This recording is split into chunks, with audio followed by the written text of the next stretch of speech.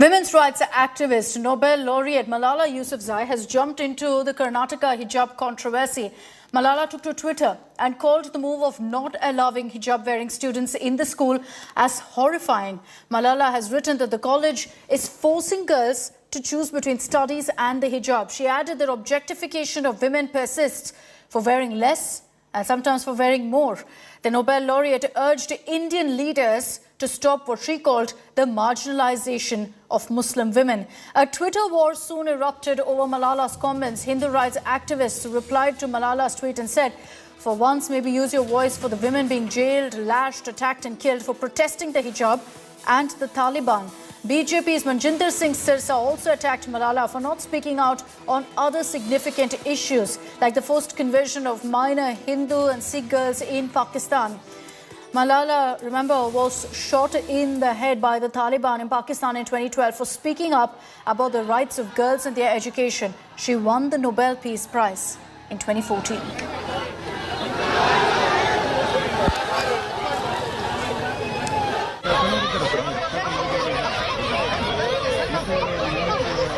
Let's take this across now. Joining me on this broadcast is Rashmi Samant, former president of the Oxford Union and activist.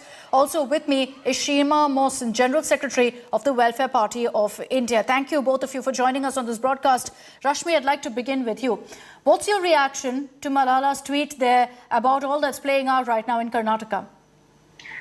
I think it reeks of hypocrisy because she's never spoken out before about such issues when it's not convenient for her. And the second thing being that her tweet just legitimizes and whitewashes all of the suffering that Muslim women around the world are going through for protesting the hijab. Secondly, I think she lacks a lot of context when it comes to Udupi. I was born and raised there, and I know of the ground reality. It's so far away from what she perceives it from the UK. Currently, Muslim leaders in Udupi are being threatened for taking a stand against the hijab controversy and for supporting uniform in schools. So this is the ground reality. People are being threatened, they are being forced by extremist forces. So it's not a question of, whether women are being allowed to be educated or not. So she's taken it completely out of context and highly politicized the whole issue. Okay, And I want to discuss... I think she shouldn't be doing this because it's very young girls who are at the forefront of this. Rashmi, we'll discuss also some other points you made, but I want to pick up what you said about this being hypocrisy and take this across to Sheema. Sheema, this is something that has been said of Malala several times, that she handpicks issues, that there's selective outrage. Why doesn't she speak about what's happening, the atrocities that are happening against minorities in POK? Why doesn't she speak about how Muslims are discriminated against in China? Why doesn't she outrage over what's happening in Afghanistan? Why does she keep handpicking issues is often the criticism that Malala faces? Malala, what she speaks is for herself. Right, there is a choice of her whether she can speak on certain issues or not.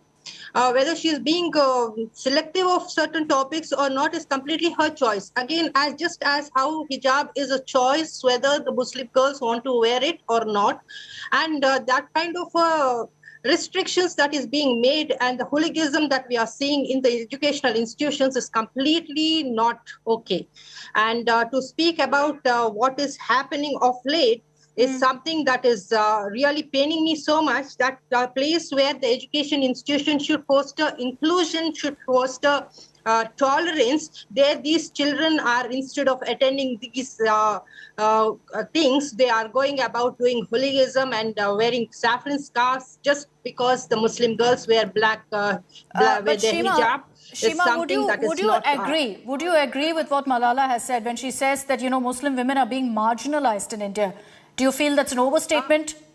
Certainly, because so far we did not feel that Muslims were being marginalized to a certain extent. But yes, in the field of education, as you can see, that the Sacha committee report also has said that Muslim women are, but of late they were trying to get into the education inclusion, which was a welcome thing. But this kind of situation which has been unfolding of these days is something that is checking on that education and which is a very worrisome matter. Rashmi, you made a point about how this is hypocrisy on the part of Malala, but why really do you feel that Malala then chooses these issues? Because time and again, she's spoken about current affairs here in India, and this is at the end of the day an issue that's becoming a national talking point. So is it really fair to point fingers at Malala for raising up this kind of an issue? Well, I think she's free to raise whatever issue she wants to, but I think she needs to do so with the right context because she has a big platform and people can be wrongly influenced if they're given bits and pieces of information. When it comes to marginalization of Muslim women, the parents of these girls who are protesting in Udupi have gone on record saying that they wouldn't allow their girls to be educated if not allowed to wear a hijab. And I think that is marginalization. And it's, their own parents are responsible for putting such force on young girls to be doing this. The same girls have posted pictures of themselves on social media websites without a hijab, which clearly speaks where their heart is and that they're being pushed into this controversy by force of, the society they're in. And it's just getting worse by the day as, international activists get into the medley without enough context of what the ground reality for these girls or what their parents think. So I think that is bad because the reach and the platform she has is massive. And, little bit of information and misinformation can cause a lot of damage than good. Seeing the comments that Malala has made, Shima, do you fully agree with all that she said, about this entire issue? I know that you've been tracking everything that's been happening in India, in Karnataka, very, very closely. Thereby, do you think that what Malala has said is fully and wholly the truth and she's had a good understanding of what's happened on the ground? I have her statement right in before me. She says refusing to let girls go to school in the hijabs is horrifying. Objectification of women persons for wearing less or more. Indian leaders must stop marginalization of Muslim women. So I will not agree completely on what she is saying. It was not the situation earlier. Women were going out and they were getting education. We also studied in the Karnataka educational institutions wherein we were not discriminated or not been said that you should not come wearing hijab to the schools. There was a culture of assimilation, of pluralism. There was this feeling of unity in diversity, which was not just an identity, but also it was our pride. But now what is happening of late, now just my co-panelist who spoke just now said that the parents are not allowing the children to go if they are not allowed to go in hijab, and that is marginalization. I completely disagree with this because earlier also these same children were going to school and colleges wearing hijab and they were allowed to do so, and they were pursuing Shima, education. That's still contended. Let's not make any statements that are confirmed right now. It's still contended. So we'll wait for some official word on exactly how that's played out. But Shima, my point to you is simply about whether Malala, in that last line which you two have highlighted, is making a sweeping judgment by saying that Muslim women are being marginalized in India, and then thereby the question about whether she'd make such comments about other countries. I don't think so. She has any right to say, but whatever she has to say, it is her own personal opinion, but I will not contest on it. But I don't agree that the Muslim women are being marginalized as such, but they have been trying to get into the mainstream. It was a big struggle. There is an opportunity, and that opportunity should be available. Of late, what is happening is robbing them of their opportunity. It's robbing them of their dignity. It is robbing them of their freedom of speech and expression, which comes under the constitutional obligation under Article 19(1).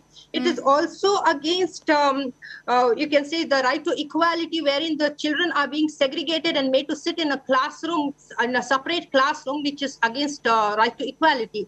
I think that is something that will marginalize the community, that will marginalize these girls, and this is not in a healthy spirit of our secular democratic country. Rashmi, what's your view on this? When Malala makes these kind of comments, and already there are a lot of reactions that are coming on social media asking if she'd make this kind of a sweeping judgment saying marginalization of Muslim women about any other country, would she actually put out this kind of a comment about, say, China?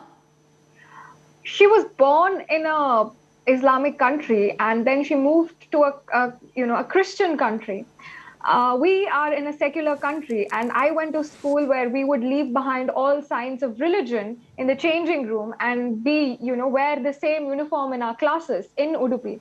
And I think she has no understanding of what this is. And of course, she would never take a stand if this was in China. She's never made a very strong stand for the Uyghur Muslims there. She doesn't advocate for their rights, and she's very selective about what issues she picks up. And I feel really, I feel very bad that she's, choosing to nitpick on Udupi without the right context. Had she, included the whole context, I'd be more than willing to engage in such things. But I think it's just blatant selective activism if you just choose facts which are convenient to, form a narrative about what you want to say. So I think we shouldn't engage with that kind of propaganda or narrative. When Malala makes comments like objectification of women persists for wearing less or wearing more, I'm sure all of us as women also agree that that very much happens. The problem is that it's almost like, she's handpicked and is outraging only over what's happening currently in India. And Shima,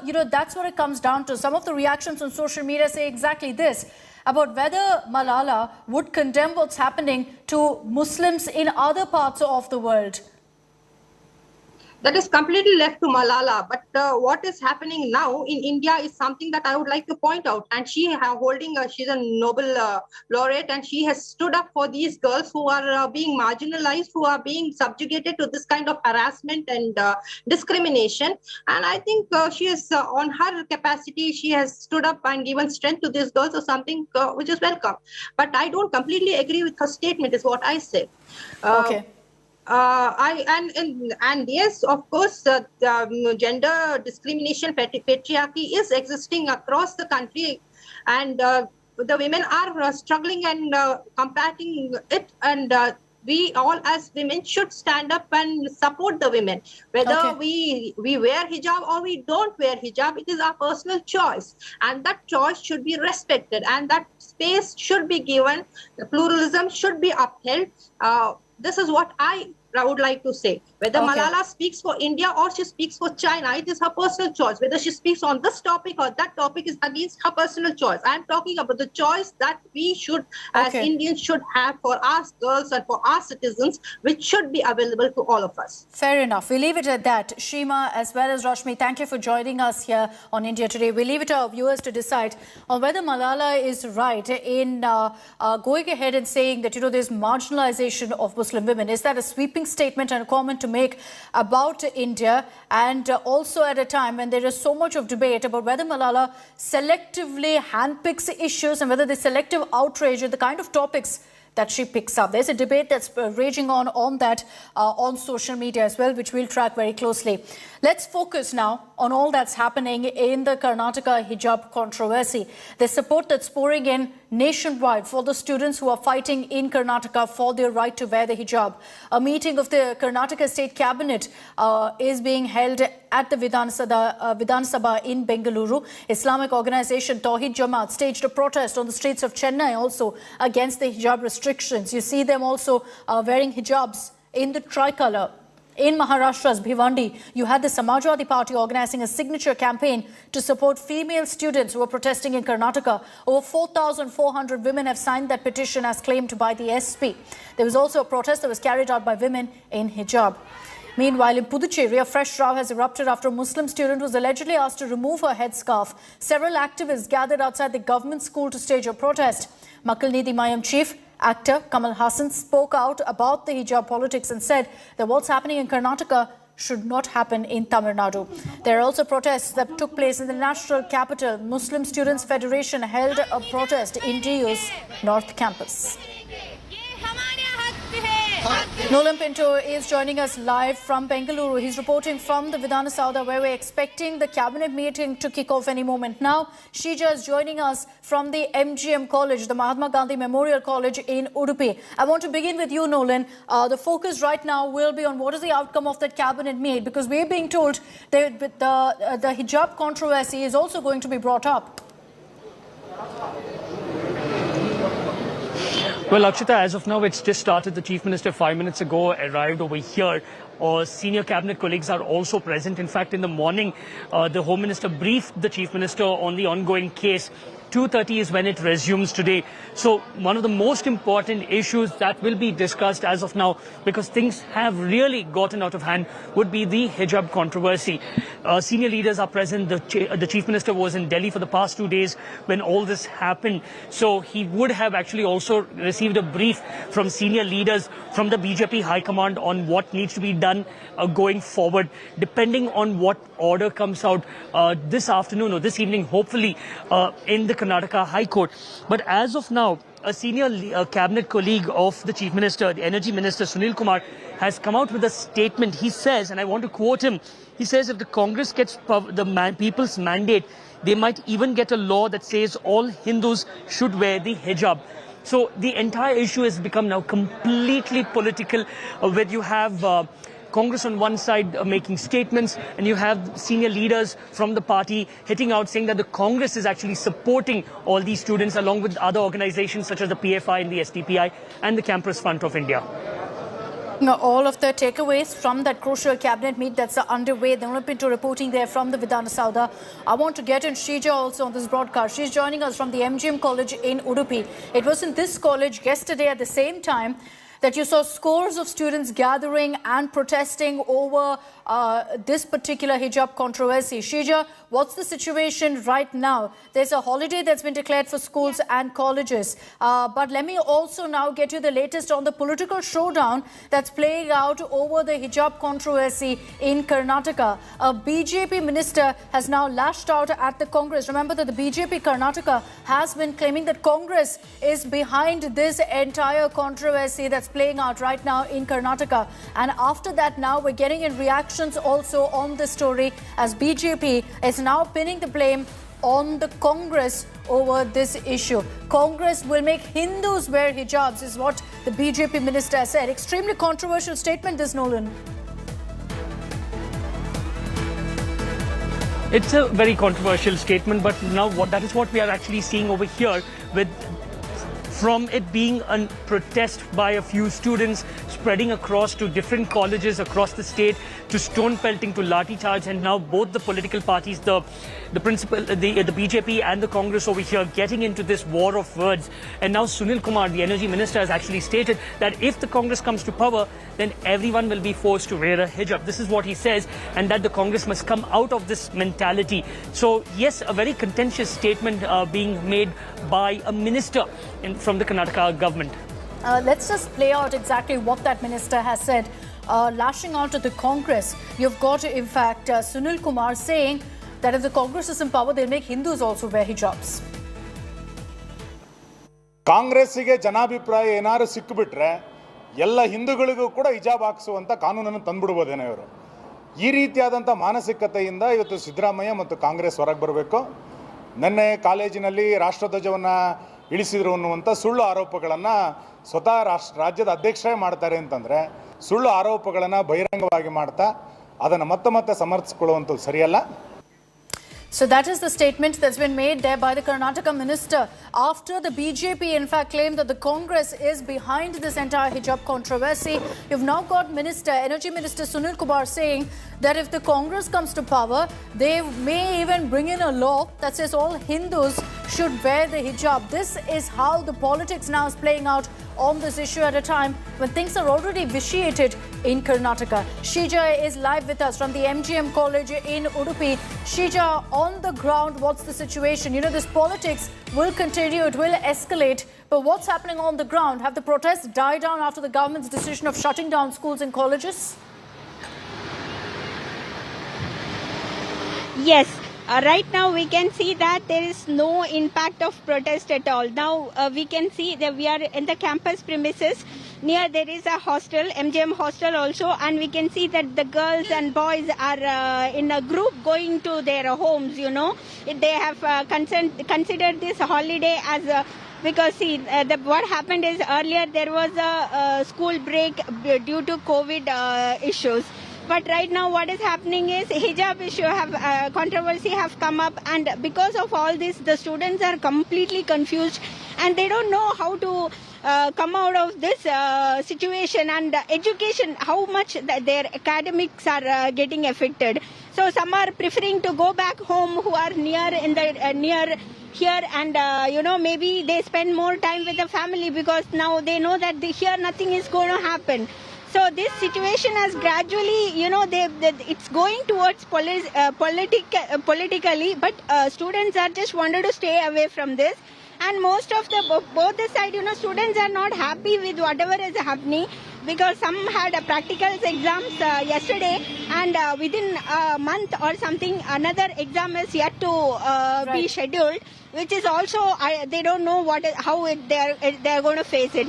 So these problems are there, but students, they somehow wanted to, take it as a study holidays, or they want to spend time with their families, or they somehow wanted to get away from all this. And we can see people, the students are packing their bags and going to Hijab, home. but good to know that there's no more tension on the ground there in Udupi. Thank you for those updates. Thanks to Nolan also for joining us.